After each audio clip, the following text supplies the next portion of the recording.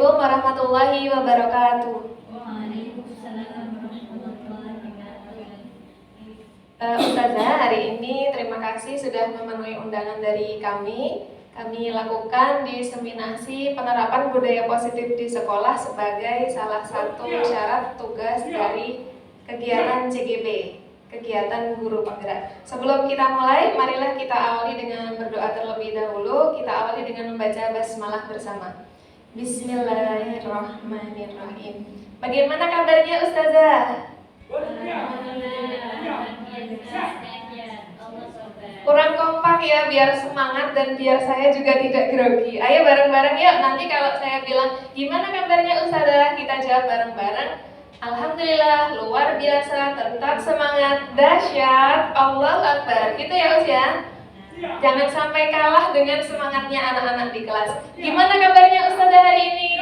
Alhamdulillah, luar biasa, tetap semangat, dahsyat, Allahu Akbar. Masya Allah, semoga Ustazah yang di sini semuanya sehat ya. Berhubung beberapa hari terakhir ini kita melihat murid-murid di sekolah banyak yang sakit, panas, batuk, pilek, diare. Dari perubahan musim dan cuaca, kita jaga kesehatan ya Ustazah, biar senantiasa bisa mendampingi anak-anak dengan maksimal. Lanjut, di hari ini seperti yang saya utarakan di awal, saya akan menyampaikan tentang penerapan budaya positif di sekolah. Hari ini saya mengundang dari guru mapel, kemudian wali asrama, juga dari guru tahfidz. Nanti harapannya yang penerapan budaya positif di sekolah itu tidak sekedar guru, karena semua elemen itu punya tupoksinya masing-masing dan semuanya berperan. Jadi untuk mengembangkan anak didik kita tidak hanya dari guru saja atau guru yang masuk di kelas, tapi guru tahfidz apalagi punya peran yang sangat besar. Kemudian wali asrama dan juga guru mapel.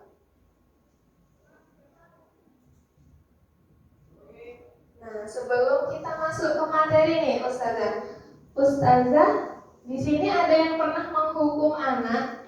Dari yang tahfidz dulu, pernah gak ngasih hukuman? Misal anaknya kok gak datang berangkat tahfidz gitu?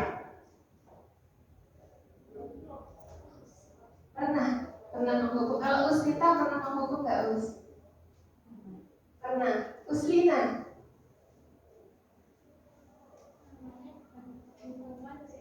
Oh, namanya bukan hukuman tapi konsekuensi. Tapi bukan hukuman ya, konsekuensi. Resti pernah menghukum anak? Nah, itu kayaknya belum ya.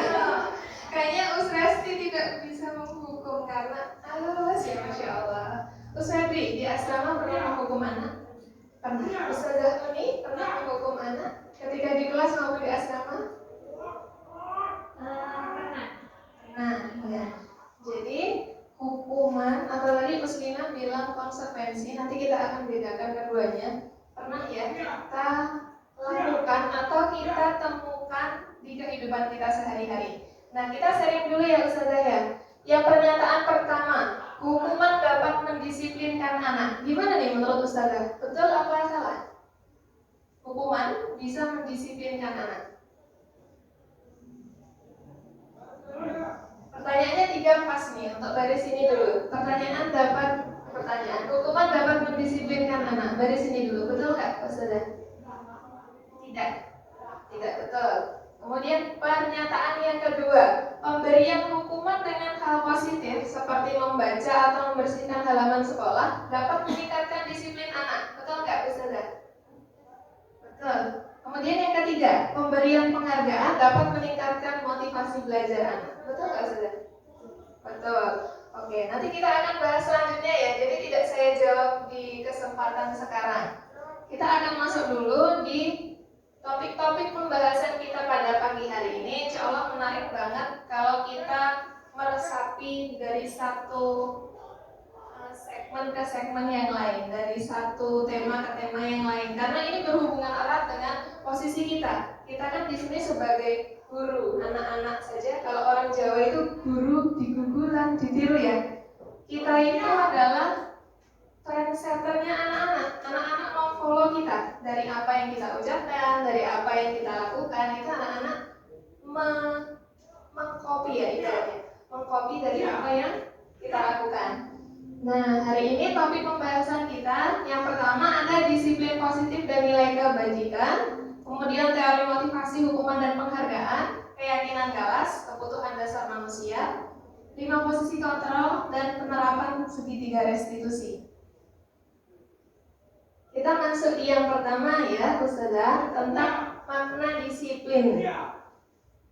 Disiplin itu apa sih, Us?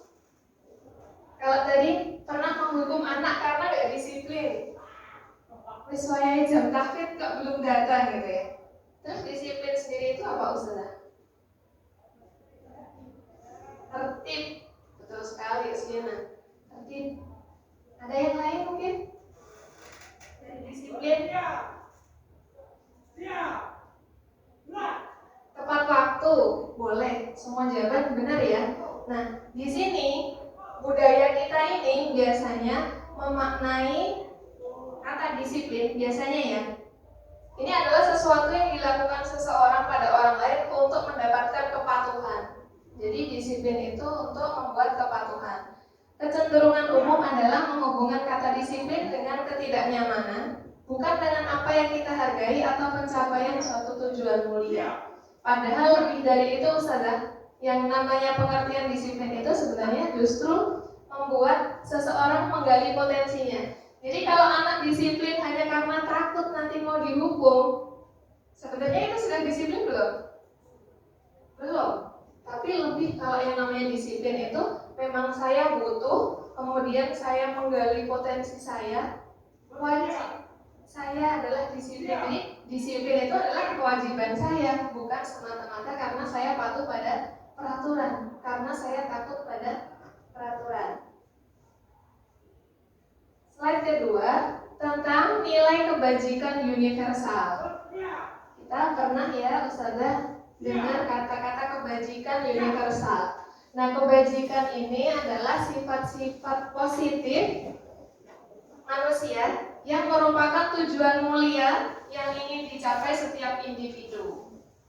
Bersifat universal, lintas bahasa, suku bangsa, agama maupun latar belakang.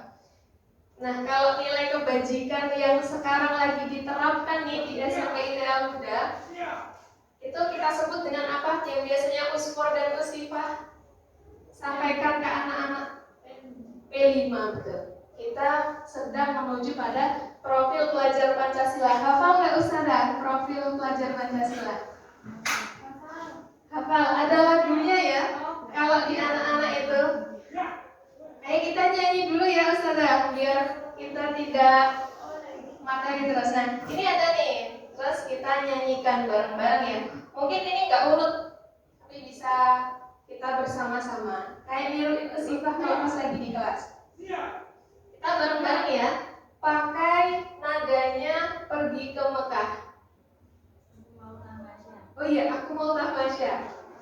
Oke, nanti bisa ngikut ya. 1, 2, 3. Pelajar Pancasila beriman dan bertakwa pada Tuhan Yang Esa dan berakhlak mulia, berkebinekaan global, gotong royong mandiri, kreatif dan bernalar kritis. Sudah apa belum, Us? Kita ulang sekali lagi ya. Gini, kata kuncinya di sini nih. Terakhir. 1, 2, 3.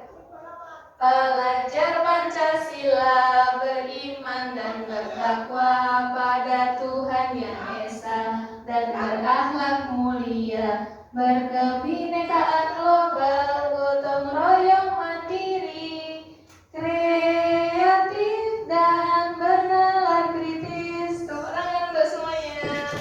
Masya Allah. Nanti moga-moga kita hafal ya Ustazah. Jadi kebajikan universal yang sekarang sedang digaungkan oleh pemerintah, salah satunya dengan ini nih, tujuan kita di pendidikan ini, kita berusaha mewujudkan profil pelajar Pancasila di sekolah. Kemudian kita lanjut di teori motivasi manusia ya. Tadi sudah kita mengerti makna disiplin, kemudian nilai kebajikan universal. Ini kemudian di teori motivasi perilaku manusia. Sebenarnya motivasi manusia itu ada dua, Ustazah. Ada motivasi dari eksternal maupun dari internal. Ini Ustanik pasti udah hafal banget nih, ya teori motivasi kan BK. Ya, motivasi internal itu tentunya dari dalam diri ya.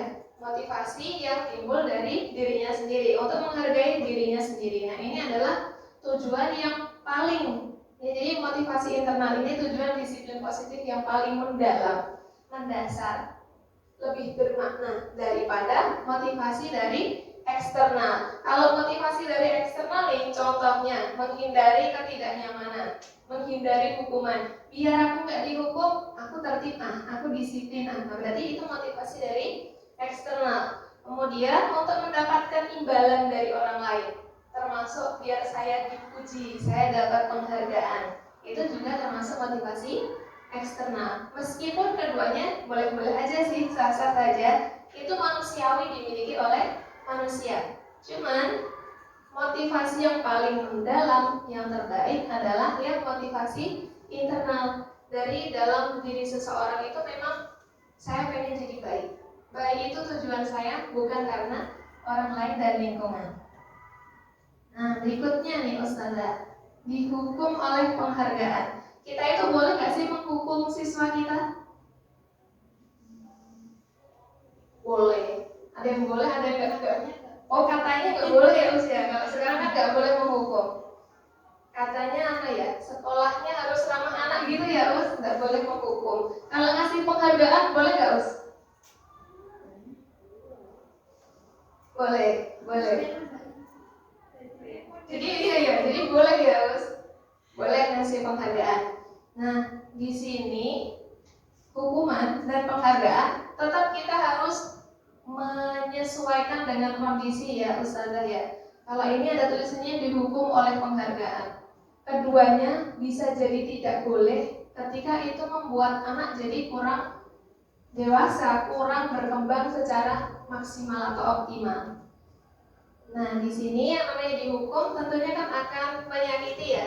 Nah, penghargaan itu pun juga bisa dihukum oleh penghargaan. Ini maksudnya yang pertama, pengaruh jangka pendek dan jangka panjang. Penghargaan menghukum, penghargaan mengurangi ketepatan, penghargaan kurang efektif dan bisa merusak hubungan. Ketika apa? Kita memberikan penghargaannya tidak tepat. Sama juga ketika kita menghukum anak, itu tidak tepat. Nah, jadi keduanya punya porsi yang harusnya itu memang punya porsinya masing-masing. Nah, yang baik bagaimana? Yaitu dengan pemberian apresiasi, bentuk program kebajikan atau apresiasi. Nah, kalau bedanya apresiasi dengan penghargaan ini, penghargaan bisa dikasih secara langsung ya, langsung. Misal, Usnani menemukan anak yang tahfidnya bagus banget, langsung dikasih saat itu juga di depan teman-temannya, dikasih penghargaan. Ini saya kasih kamu buku baru sebagai penghargaan saya. Itu namanya penghargaan ya. Kalau apresiasi bisa kita lakukan juga dengan pemberian pengakuan. Jadi misal nih, di sini kita dibantu sama Mas Hilal, kita kasih pengakuan. Terima kasih Mas Hilal dengan ucapan. Jadi tidak selalu dengan penghargaan yang misal anak bantu nih, bantu ngasih, bantu kita bawain buku ya, langsung kita kasih makanan gitu. Boleh sih ya kita memberi, tapi semoga itu tidak menjadikan penghargaan yang mengurangi keikhlasan yang membantu. Bisa dipahami ya Ustazah ya. Nah, di sini apresiasi atau pengakuan. Nah, ini jauh lebih baik diterima oleh anak-anak kita. Yang pertama, beri pengakuan secara khusus. Secara khusus dikasih pengakuan, secara pribadi dikasih pengakuan, dipanggil sendiri, dikasih omongan sendiri, tidak harus di depan teman-temannya. Bisa juga beri pengakuan kepada semua murid bergantian. Jadi murid-murid kita itu berhak untuk mendapatkan pengakuan. Tidak harus yang paling pintar juara 1 terus yang kita kasih pengakuan, tapi di pembelajaran yang sekarang berdiferensiasi ya Usmi ya. Anak-anak itu kan punya targetnya masing-masing. Anak-anak yang memang hafalannya susah, kemudian dia bisa mencapai satu surat, juga wajib kita kasih apresiasi. Beda kalau anak yang sudah hafalannya lari terus, kan kita harus membedakan ya. Nah, jadi tidak harus selalu yang tahfidnya nomor 1, tapi kita bisa fokus pada anak-anak yang dia berkembang sesuai dengan kemampuannya. Kemampuan titik awalnya itu dari mana. Kemudian dari pengakuan secara konsisten dan fokus pada prosesnya. Karena setiap anak berproses tidak melulu langsung kepada hasil. Nah, ini Ustazah, ada contoh pengakuannya. Kita coba praktekkan ya. Ustazah bisa mungkin dimulai dari kalimat pembuka, kemudian nilai kebajikan dan situasinya. Bisa dibacakan.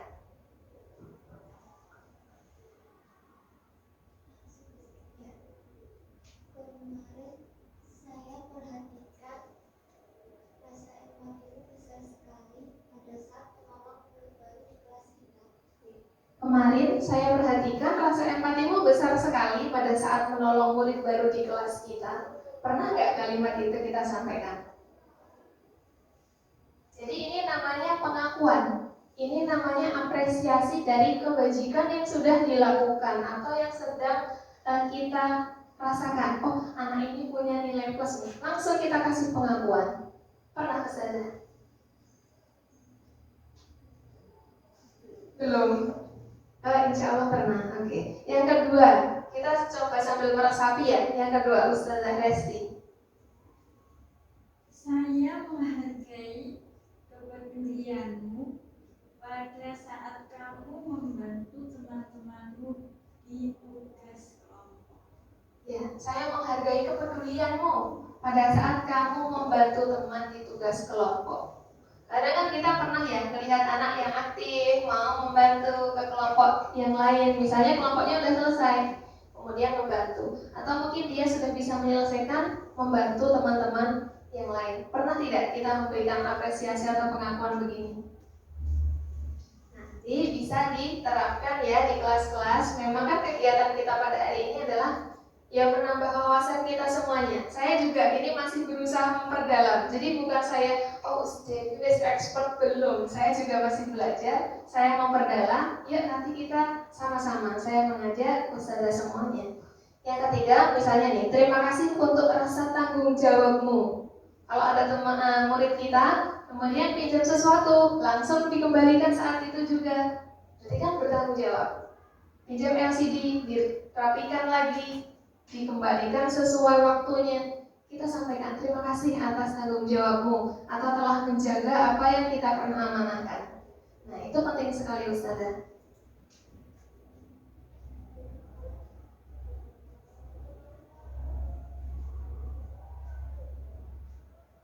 Sekarang kita cek ya Ustazah ya.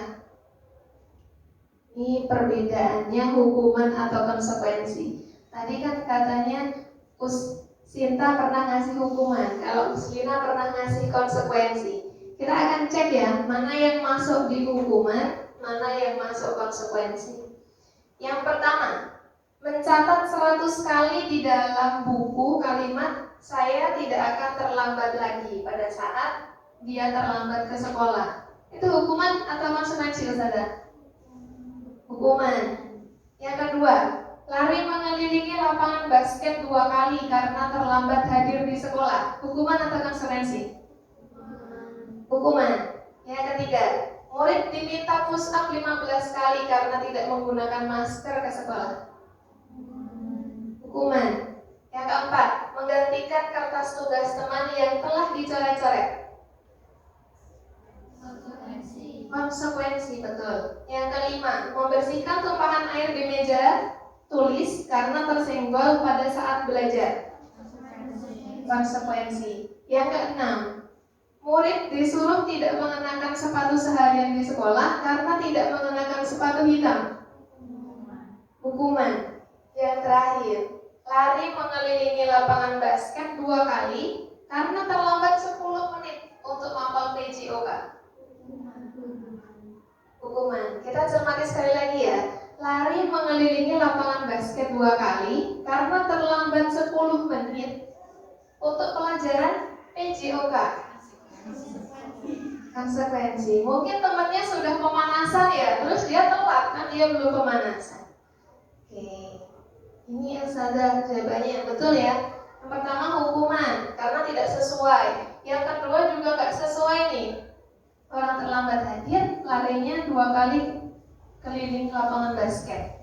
Yang ketiga juga hukuman tidak pas ya. Yang hukuman tentunya tidak pas. Menggantikan kertas tugas teman karena dicoret-coret berarti konsekuensi karena pas ya ngijoli gitu. Yang kelima, membersihkan tumpahan air di meja saat tersenggol. Tentunya konsekuensi. Yang keenam, murid disuruh tidak usah pakai sepatu sisan, sepatumu warnanya apa gitu.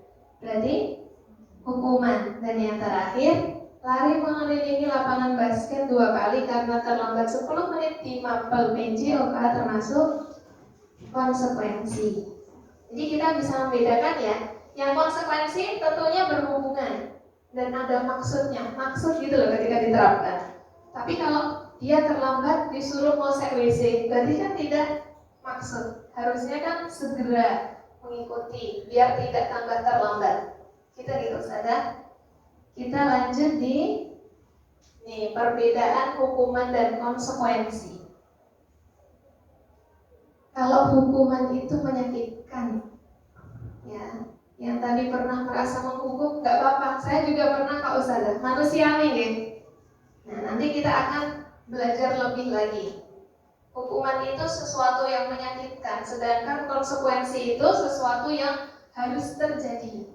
Biar anak bertanggung jawab. Kalau hukuman kan tidak ada kaitannya tadi ya. Jadi bukan menambah rasa tanggung jawab, justru malah menyakitkan untuk si anak.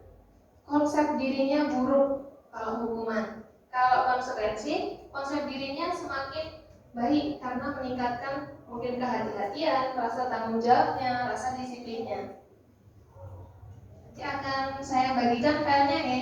Kalau Ustazah memerlukan file ini untuk pengembangan diri bersama-sama, file ini akan saya bagikan. Kemudian kita langsung masuk di keyakinan kelas. Kemarin pas, ini kebetulan ada wali kelas ya. Pas kita pertama di semester 2, Ustazah sudah membuat keyakinan kelas.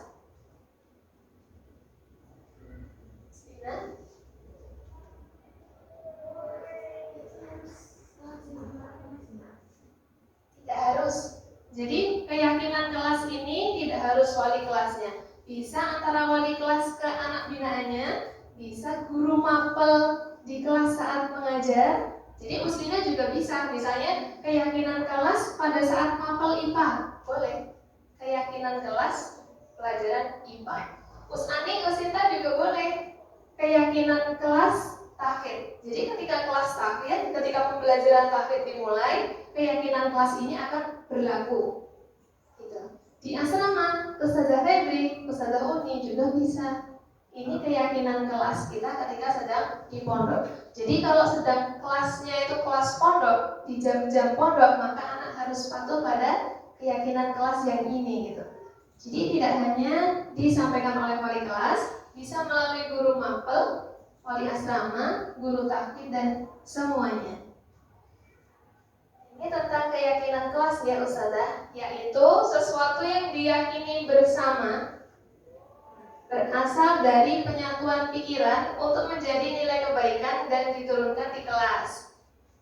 Dan keyakinan kelas ini adalah kalimat-kalimat positif yang nantinya bisa membuat anak kita jadi positif. Misalnya nih, kalau tidak terlambat, kata lainnya apa Ustazah? Tidak terlambat masuk kelas. Kata lainnya?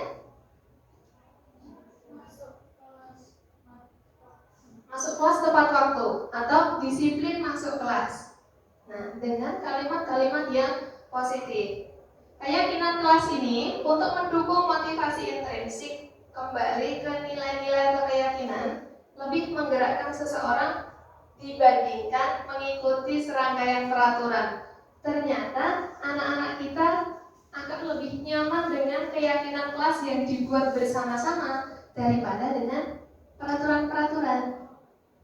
Kalau kita sendiri ya, misal ada peraturan nih, kita melaksanakan, ya kita laksanakan. Mungkin anak kita juga begitu, melaksanakan tapi dengan acuan, oh ini sudah peraturan. Rasanya berbeda kalau ini adalah sebuah kesepakatan bersama antara semua siswa dengan guru.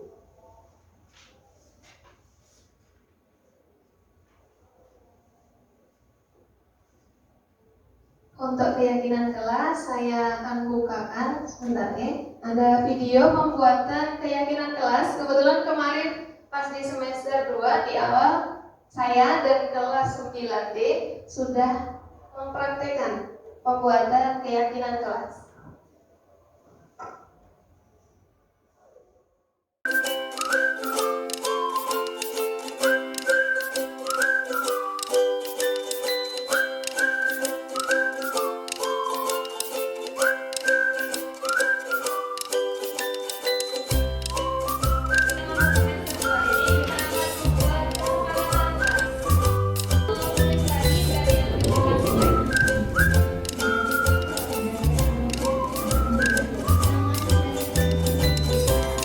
Menjaga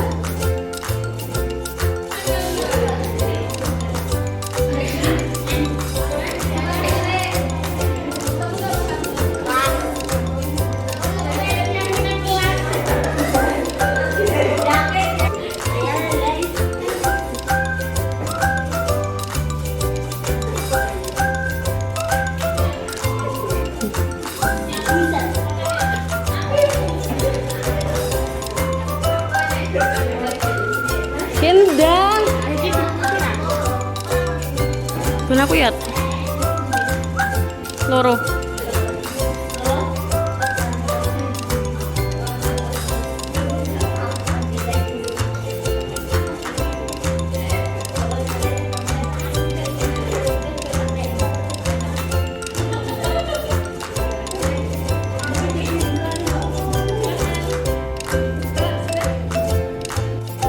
Udah,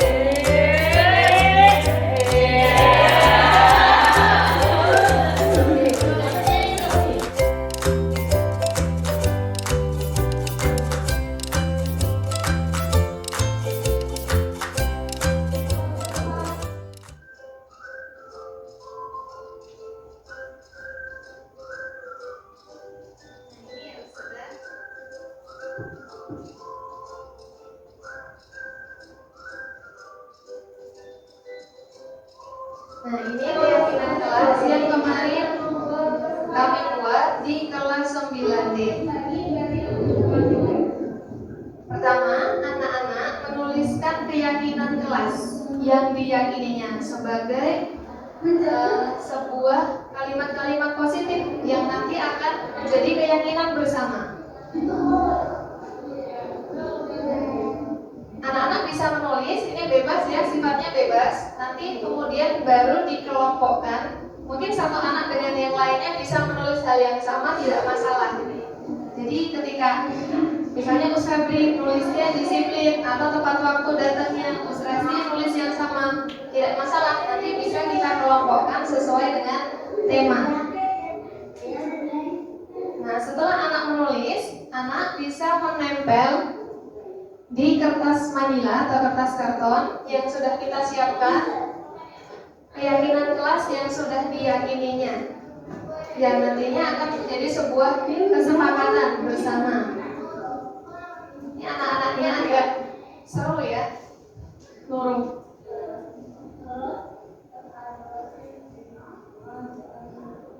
Sampai habis ya, usahakan ketika membuat keyakinan kelas ini semua anak terlibat. Jadi nanti ketika anak ada yang lupa bisa kita ingatkan kembali bahwa keyakinan kelas itu adalah kesepakatan bersama satu kelas. Nah, ini ketika sudah jadi, ini kemudian sudah dikelompokkan sesuai dengan tema-temanya. Yang datang tepat waktu dijadiin satu. Misal ada anak yang nulis buang sampah di tempatnya atau tidak menyimpan sampah di kolong meja, nanti dijadikan satu, yaitu tertib dalam membuang sampah. Gitu, Ustazah. Kemudian kita lanjutkan. Untuk keyakinan kelas bisa dipahami ya Ustazah? Nanti bisa dipraktikkan di kelompoknya masing-masing. Kira-kira kalau di tahfidz keyakinan kelasnya apa Ustazah?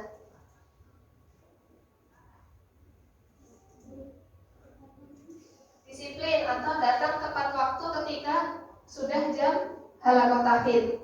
Itu boleh. Contoh yang kedua, Sinta.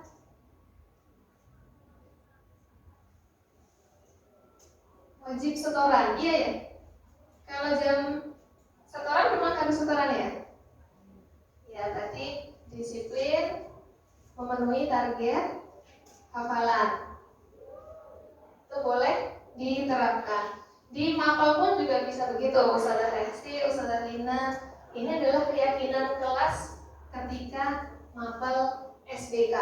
Boleh. Jadi nanti ketika keyakinan kelas itu sudah dibuat bersama, disepakati bersama, maka insya Allah tidak akan memberatkan anak, karena itu sudah usulan dari anak-anak sendiri. Dari keyakinan kelas. Berikutnya kita lanjut pada kebutuhan dasar manusia. Nah, Ustazah, kalau tadi kita sudah membahas beberapa hal tentang disiplin positif, kita tidak boleh melupakan kebutuhan dasar manusia. Ini juga kita pelajari ya Ustazah di BK ya Ustazah, bahwa manusia itu punya 5 kebutuhan dasar yang memang harus diperhatikan. Anak-anak kita butuh 5 hal ini Ustazah. Jadi tidak sekedar ayo disiplin positif, ayo menerapkan kebaikan di kelas, bukan. Tapi kita juga harus memahami kebutuhan dari siswa kita. Kebutuhan dasar manusia yang pertama ada tanda hati ya, sarangheyo. Jadi adanya rasa cinta, kasih sayang. Anak-anak kita butuh kasih sayang dari gurunya. Kemudian power, itu pengakuan. Jadi pengakuan atas kemampuan. Anak-anak kita yang punya kemampuan butuh kita kasih pengakuan. Kemudian freedom, kebebasan. Anak-anak kita butuh kebebasan. Maka mereka bisa memilih. Misal di awal nih materinya, kalau bisa tawarkan ke anak materi apa dulu yang kalian butuhkan. Nah, misal di halaqah tahfidznya bisa ditawarkan apa yang kalian butuhkan. Nah, jangan sampai anak-anak yang masih perlu diperhatikan tahsinnya, bacaannya belum benar, tapi kita tuntut untuk target 3 juz gitu. Mungkin anak akan kesulitan.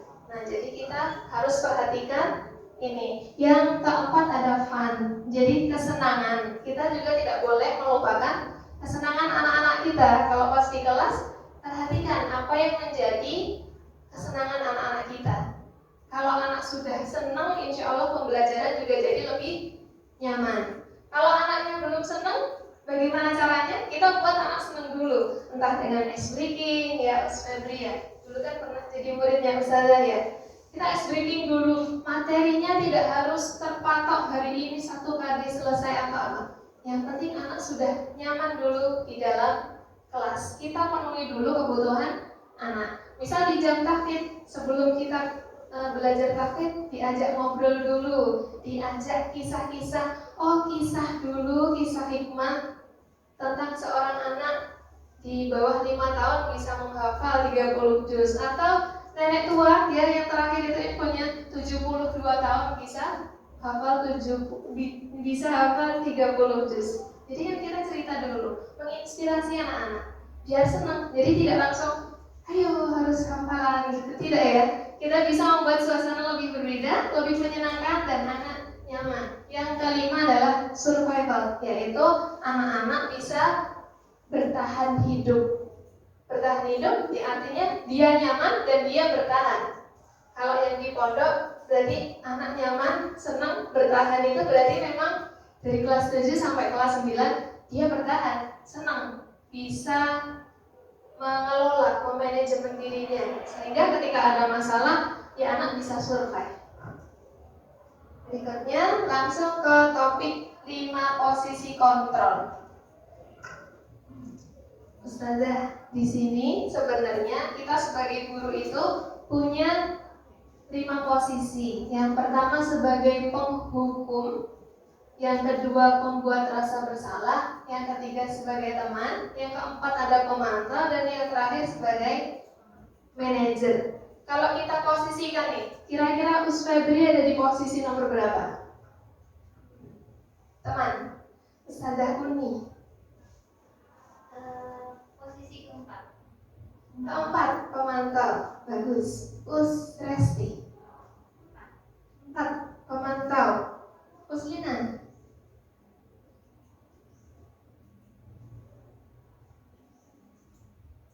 4, pemantau. 3 dan 4. Oke. Teman dan pemantau ya. Kalau Ustazah Ani? 3 ya, teman. Ustazah Sinta? Teman. Ya, bagus ya Ustazah. Kita tidak ada yang di kolom 2 ini. Karena kalau kita sebagai posisi kontrol penghukum dan pembuat rasa bersalah, berarti kita, nah ini identitas gagal. Siapa yang gagal? Ya muridnya. Mungkin kita sebagai guru juga masih belum berhasil. Nah, kalau sudah teman dan pemantau ini berarti identitas berhasil atau sukses. Kontrolnya tapi dari luar. Sedangkan kalau kita sebagai manajer, tadi belum ada yang merasa sebagai manajer ya. Saya juga baru belajar. Nanti kita belajar sama-sama ya Ustazah ya. Biar nanti memang tujuannya yang paling baik adalah di posisi kontrol manajer. Nah, contohnya bagaimana nih? Kita langsung praktek aja ya. Ustazah Febri sama Us Resti bisa bantu saya ke depan?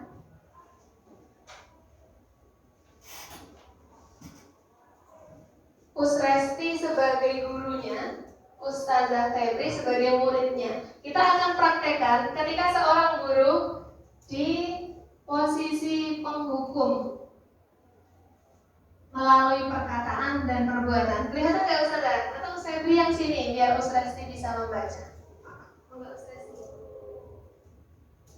Dibacakan aja. Misalnya tuh, guru berbuat, misalnya nunjuk-nunjuk tuh. Nunjuk ke arah Us Febri. Terus ngomong, kamu tidak melakukannya, awas ya, rasakan. Yang pertama ya, guru di posisi kontrol penghukum. Iya, yang guru berbuat dan berkata. Dibaca aja boleh. Diresapi juga boleh. Bacanya ke Us Febri dong, biar agak menghayati.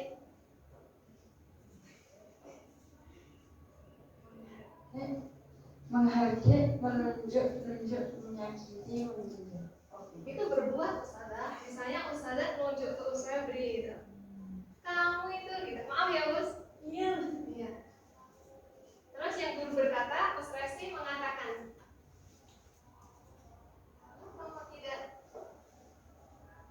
Kalau kamu tidak melakukannya, awas ya. Awas ya. Awas. Us Resti, sekali lagi Us, mungkin lebih penghayatan lagi. Nggak patut. Iya kan guru SIT ramah semua ya, jadi nggak patut. Kita cuma akan membedakan. Nanti beliau sebagai posisi siswa itu merasakan bagaimana perbedaannya. Ayo Us, diulang lagi, minta tolong Us. Ya posisi. Kalau kamu tidak melakukannya, awas ya, rasakan. Benar mantap ya, mantap banget. Gimana Us Febri perasaannya ketika ada seorang guru dengan posisi kontrol penghukum? Ya, saya lulus.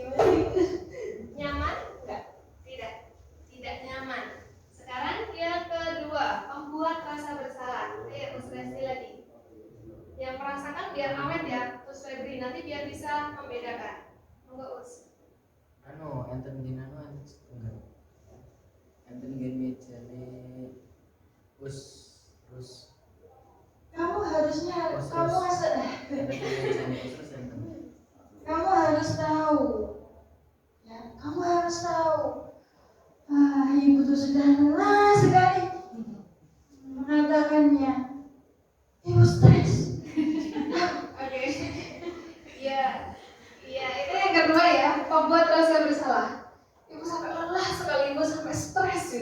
Mas Febri, kalau ada seorang guru begitu, bagaimana perasaan Mas Febri? Pusing, ikut stres.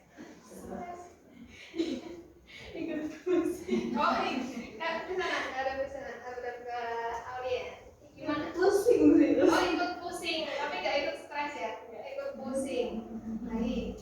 Ini di dua contoh. Terima kasih Mas Resti dan Mas Febri bisa kembali ke tempat. Sekarang praktek yang kedua ya. Ustazah Ani sama Ustazah Sinta di posisi teman dan pemantau. Silahkan. Kita praktek ya Us, biar bisa lebih meresap. Kalau kita nggak praktek nanti kayak gimana gitu. Ini siapa nih yang mau jadi guru? Us Ani kayaknya patut nih jadi pemeran aktor. Us.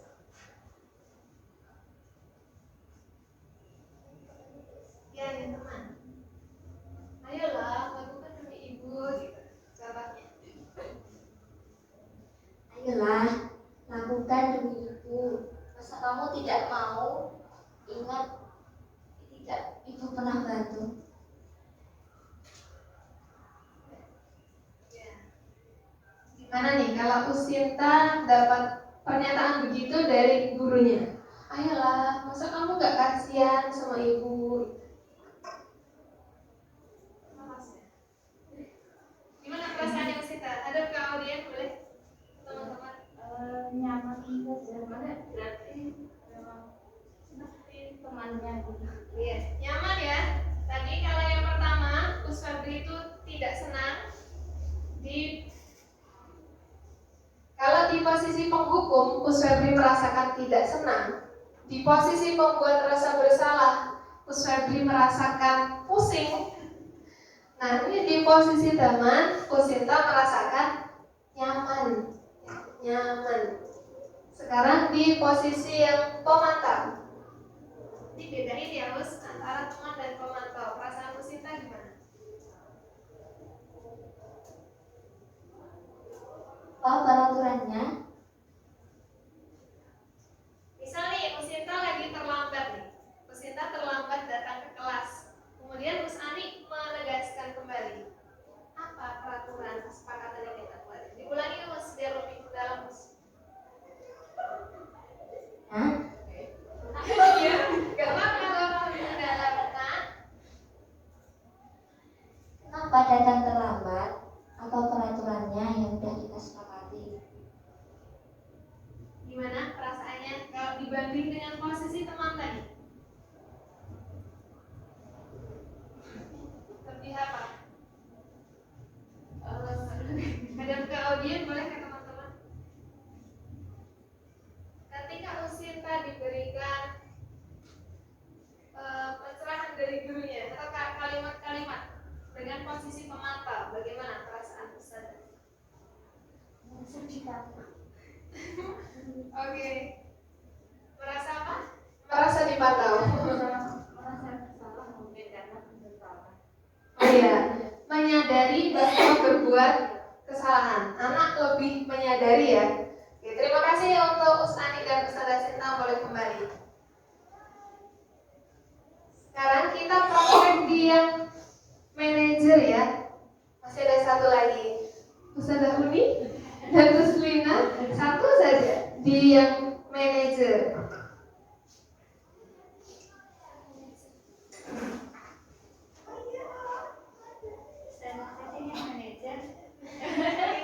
Ya, Uslina sebagai guru dan Uslina sebagai muridnya ya. Nanti gimana perasaannya ya Ustazah? Yang ini sih. Yang pertama, kedua. Yang kedua, yang dikatakan gurunya. Apa yang kita yakini, Nak? Apa yang bisa kita kerjakan untuk memperbaiki kesalahan ini?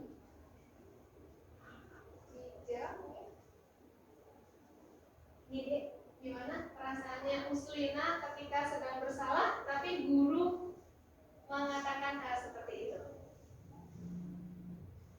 Misalnya Uslina buat kesalahan, terus Ustazah bilang seperti itu, gimana perasaannya?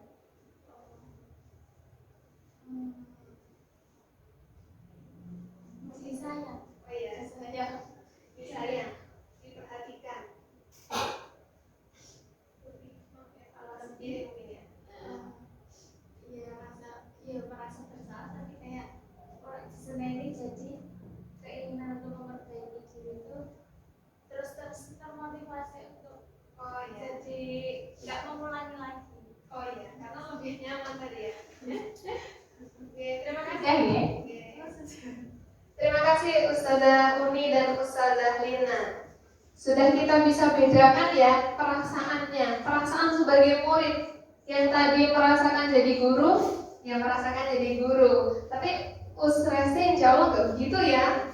Resti aja halus banget.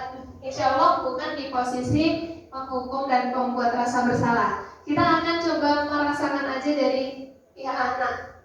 Ya Ustazah ya.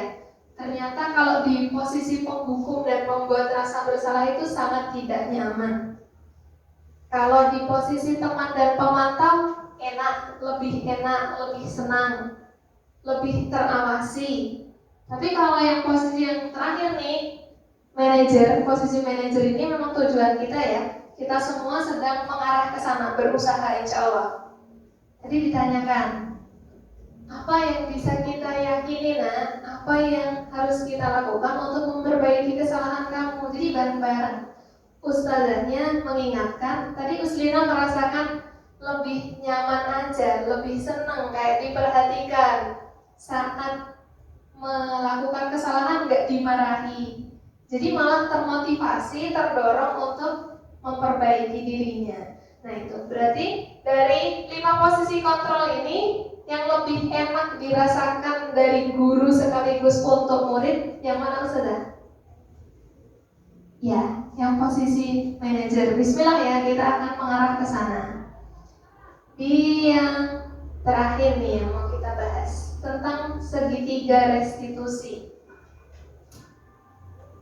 Kalau tadi kita sudah mempelajari tentang 5 posisi kontrol, kita berusaha mengarah pada di posisi yang manajer. Kita sekarang akan mempelajari tentang segitiga restitusi. Segitiga restitusi ini adalah penerapan ketika kita mau melakukan sama anak itu ketika anak melakukan kesalahan nih, hal-hal apa yang mau kita lakukan ini melalui segitiga restitusi. Ada 3 tahapan atau langkah ya Ustazah. Yang pertama ada menstabilkan identitas. Yang paling bawah ya, menstabilkan identitas. Mungkin pas kita lagi manggil anak, Resti pernah nggak manggil anak? Misal anak dikasih tugas menggambar kok nggak gambar, tidak mengumpulkan tugas, pernah? Sering. Ya, apa yang Resti lakukan duluan? Langsung ditanya ya? Ya, langsung ditanya biasanya. Nah, kalau pas kita manggil anak, itu bisa dengan langkah-langkah ini Ustazah, ada 3 langkah. Yang pertama, menstabilkan identitas. Apalagi untuk anak-anak yang kesalahannya agak berat ya, misalnya melakukan kesalahan agak berat. Kalau kita konfrontasi dengan kalimat-kalimat yang kasar atau yang keras, mungkin anak semakin menjauh. Tapi dengan segitiga restitusi ini, anak menjadi lebih terbuka nantinya. Yang pertama, menstabilkan identitas dengan kalimat di bawahnya ini salah contohnya. Misal nih, ada anak yang melakukan kesalahan, mengambil barang yang bukan haknya. Nah, setiap orang pasti pernah melakukan kesalahan.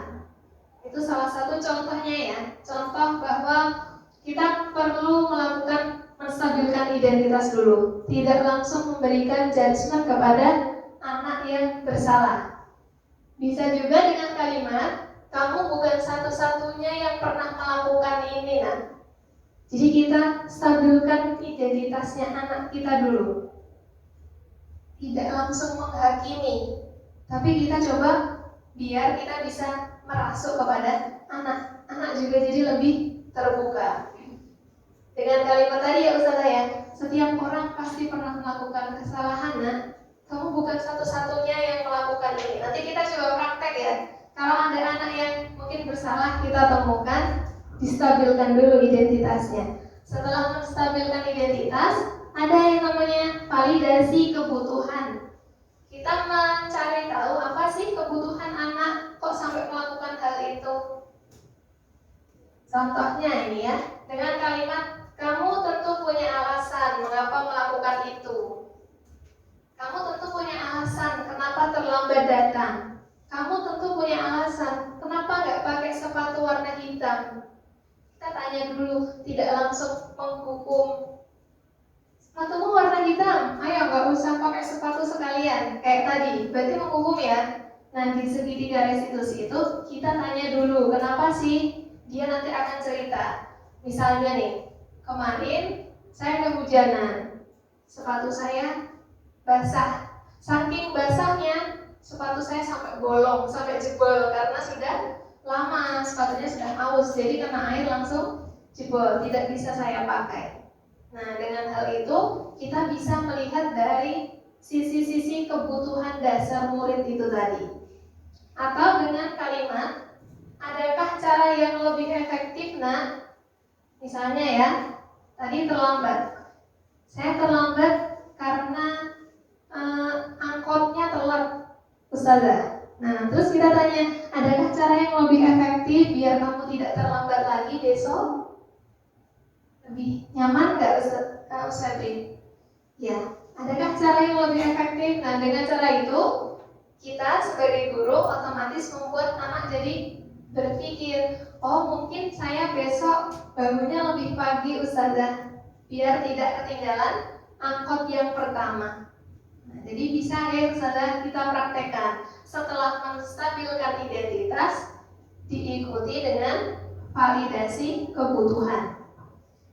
Kemudian yang ketiga, langkah ketiga yaitu menanyakan keyakinan. Kita kembalikan lagi pada keyakinan kelas yang sudah kita sepakati bersama. Contoh, nilai apa Nak yang sudah kita sepakati dulu? Kamu masih ingat kan dengan kesepakatan kelas yang kita buat bersama? Kita harus bagaimana Nak? Nah, gitu. Jadi mengingatkan kembali, menanyakan keyakinan. Kamu ingin bagaimana? Nah, itu akan lebih meresap ketika penanganan kita kepada anak menggunakan cara segitiga restitusi. Anak menjadi lebih nyaman, merasa lebih dihargai. Nah, itu Ustazah untuk segitiga restitusinya. Coba akan saya putarkan. Ini penerapan segitiga restitusi yang kemarin saya lakukan ke dua anak ini, ke satu anak aja ya. Contohnya.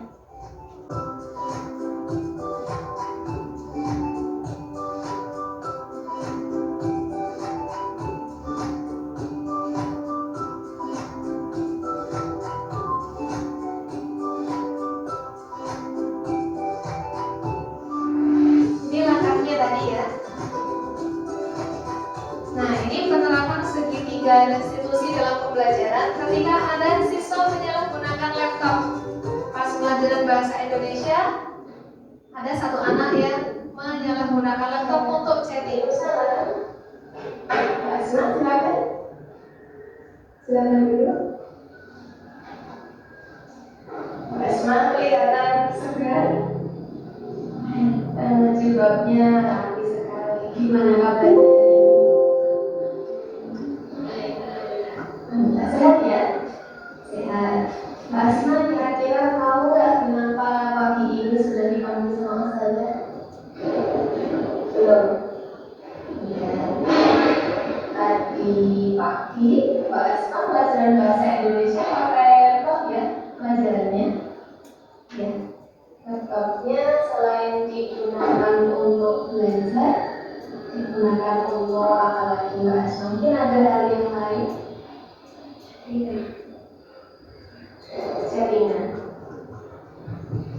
Chattingan sama siapa? Nah, ini menstabilkan identitas. Baik, nggak apa-apa deh, itu hal yang wajar. Namanya kesalahan, setiap orang pasti pernah melakukan kesalahan ya. Saudara juga pernah melakukan kesalahan. Temanmu juga pernah ada yang seperti ketika jam belajar. Melakukan kesalahan itu hal yang wajar. Jadi Mbak Asma mungkin bisa lebih tegak, duduknya lebih rileks lagi. Tidak apa-apa, nggak usah takut. Kalau sebetulnya nyaman ya Ustazah. Mbak Asma kenapa melakukan itu? Yang kedua, validasi tindakan yang salah. Kebutuhan darurat menurut saya. Kebutuhan apa kalau Ustazah beritahu? Nah, kita Tadi chatting, kenapa kok chatting? Chatting sama siapa? Chatting sama Abi dan Umi. Kemudian validasi tindakan yang salah. Kenapa? Kok chatting ada apa? Gitu. Jadi kita tanya dulu, tidak langsung memberikan hukuman. Oh, kamu chatting pas jam pelajaran saya. Sini laptopnya saya sita. Tanpa memberikan penerapan segitiga restitusi. Itu kurang tepat, gitu Ustazah. Nah, jadi kita perlu melakukan ini biar anak juga lebih terbuka. Kita gali permasalahan anak.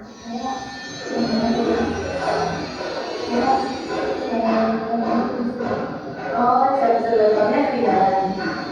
Lalu yang ambil. Padahal sebenarnya Mbak Asma bisa minta tolong Ustaz atau Ustazah ya yang membedakan. Ya. Jadi Mbak Asma tahu bahwa itu merupakan sebuah kesalahan.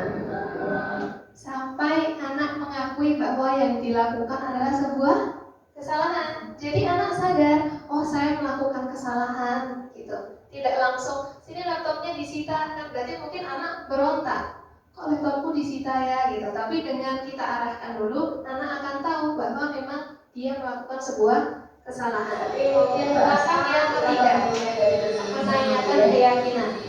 Seperti yang telah kita ketahui, bagaimana sih Mbak Asma kesepakatan atau keyakinan kelas atau keyakinan di sekolah kita tentang penggunaan laptop? Oke, laptop digunakan hanya untuk pembelajaran, tidak untuk tidak untuk chatting. Dengan siapa itu ya? Baik dengan teman, dengan orang tua, itu tidak boleh. Itu ya, Mbak Asma. Nah, yang ketiga tadi menanyakan keyakinan. Gimana sih keyakinan kelas yang sudah kita sepakati sampai anak itu sadar sendiri?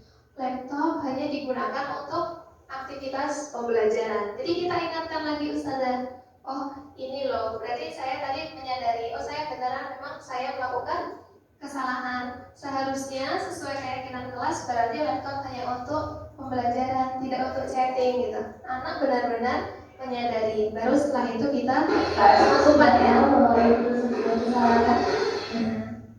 Baru setelah itu kita tutup ketika anak memang sudah menyadari. Dan nanti di endingnya kita bisa semakin memberikan penguatan. Jangan diulangi lagi ya, Mbak Asma bisa lebih baik lagi gitu. Nanti perasaan anak itu lebih nyaman Ustazah daripada tadi yang langsung diambil disita laptopnya gitu. Mungkin insya Allah ini yang bisa saya berikan Ustazah semuanya. Kita bersama-sama ya. Di sini saya di depan bukan berarti saya yang kumpul, bukan. Kita belajar bersama untuk kemajuan di SMP Ideal Muda dan untuk kemajuan prestasi anak-anak kita. Karena dengan kondisi anak yang nyaman, insya Allah juga lebih memaksimalkan potensi mereka. Mari bersama wujudkan budaya positif di sekolah. Jazakillahu khairan atas kehadiran di undangan kami. Mungkin ada yang mau ditanyakan atau tidak menerima pertanyaan ya Us. Nanti kalau mau tanya bisa ketika kita berkumpul di ruang Ustazah, kita bisa bahas kembali. Kita buka aja sesi diskusinya sewaktu-waktu. Jadi kita diskusi terus demi perkembangan anak didik kita bersama. Mungkin itu yang bisa saya sampaikan. Sekali lagi jazakillahu khairan. Kita akhiri dengan membaca hamdalah dan doa kafaratul majelis. Alhamdulillahirabbil alamin. Subhanakallahumma bihamdika asyhadu an la ilaha illa anta astaghfiruka wa atubu ilaik. Terima kasih. Wassalamualaikum warahmatullahi wabarakatuh.